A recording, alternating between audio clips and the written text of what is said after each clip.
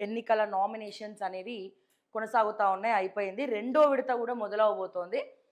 అయితే ఎందుకో ఏమో తెలీదు గానీ తెలంగాణ రాష్ట్ర వ్యాప్తంగా ముఖ్యంగా ఆదిలాబాద్ జిల్లా ఎక్కువ అధిక శాతం మొన్న చూస్తే సిరిసిల్ల చూసాము. ఇప్పుడు ఆదిలాబాద్ చూస్తున్నాము. ఏకగ్రీవంగా సర్పంచులను ఎన్నిక లేకుండానే గ్రామస్తులు ఎన్నుకుంటున్నారు. అంటే ఎందుకు అనుకున్నారా? లేకపోతే వేరే పర్సన్ లేక, లేకపోతే ఇంత డబ్బులు ఇస్తారు. అంటే కొంతమంది 50 లక్షలు నేను ఊరు కోసం నేను ఖర్చు పెడతా, 50 లక్షలు ఇవ్వడము, కొంతమంది ₹1,00,00,000 ఇవ్వడము. యెస్ అండి. ఎందుకంటే ఎలక్షన్‌లో సర్పంచ్ ఎన్నికల్లో సర్పంచ్ కూడా కొద్దో గొప్పో ఎంతో ఖర్చు పెట్టుకోవాలి. సో కొంతమంది ఏ రకంగా ఆలోచిస్తున్నారు? ఎట్లాగో ఎలక్షన్‌లో ఖర్చు పెట్టుకోవాలి, అది వృధా అయిపోతది. దానికి గ్రామ పంచాయతీకి ఇంత అమౌంట్ మనం రాసిచ్చేస్తే ఇంత మేము ఖర్చు పెట్టుకుంటామంటే ఏకగ్రీవంగా మనం సర్పంచ్ అవ్వచ్చు. ఈ ఎలక్షన్ తలకాయ నొప్పి ఉండదు, ఏముండదు అని చెప్పి. సో ఈ నామినేషన్స్ పర్వం ఏమో పక్కన పెడితే గానీ ఇప్పుడు ఒకటో విడత నామినేషన్ అయిపోయింది. ఇప్పుడు రెండోది స్టార్ట్ అయింది. సో ఈ నామినేషన్స్ పర్వం ఏమో దేవుడెరుగు. కానీ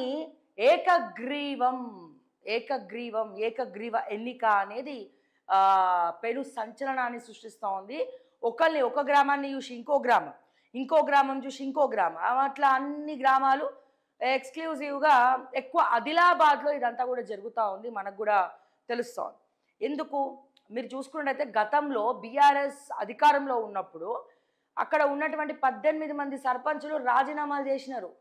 ఎందుకని? మాకు నిధులు కేటాయించట్లేదు, సర్పంచులకు నిధులు కేటాయించట్లే, గ్రామ పంచాయతీలకు నిధులు కేటాయించట్లే, రైతు వేదికలు కట్టిండ్రు, అది కట్టిర్రు, ఇది కట్టిర్రు, మా సొంత పైసలు పెట్టినాం మేము, మాకు బిల్స్ రావట్లే, అప్పుల పాలైపోయినామని చెప్పి సర్పంచులు ఆవేదన వ్యక్తం చేస్తూ కేంద్ర ప్రభుత్వం ఏదైతే గ్రామ పంచాయతీకి ఫండ్ ఇచ్చిందో ఆ ఫండును వేరే రూపంలో వీళ్ళు ఖర్చు పెట్టడం జరిగింది. ఆ నిధులను వేరే శాఖకు, పంచాయతీ శాఖకు కేంద్ర ప్రభుత్వం ఇచ్చినటువంటి నిధులను వేరే శాఖకు మరలించడం జరిగింది.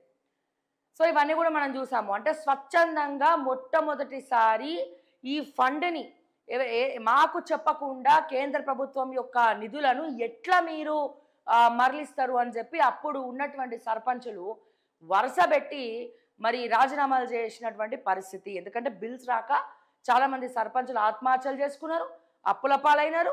వీళ్ళు కూడా పెద్ద పెద్ద అక్షరాలతోటి మేనిఫెస్టోలో పెట్టిరు కాంగ్రెస్ వాళ్ళు. ఏమని?